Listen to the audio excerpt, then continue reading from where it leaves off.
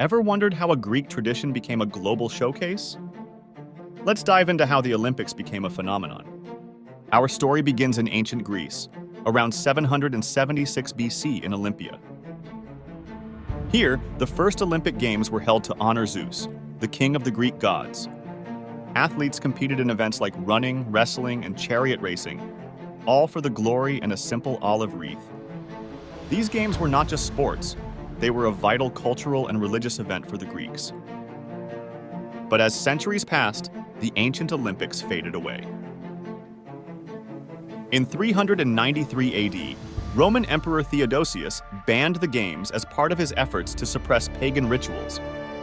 For over 1,000 years, the Olympics were lost to history. Fast forward to 1896, when French educator Pierre de Coubertin revived the Olympics. With the founding of the International Olympic Committee, the first modern games were held in Athens. 13 countries participated, marking the beginning of a new era. Since then, the Olympics have grown into a global spectacle. New sports have been added, women athletes have been included, and the Winter Olympics were introduced in 1924. Today, the Games feature thousands of athletes from over 200 countries competing in a wide range of sports. The Olympics have become more than just a sports event. They symbolize unity, peace, and sportsmanship.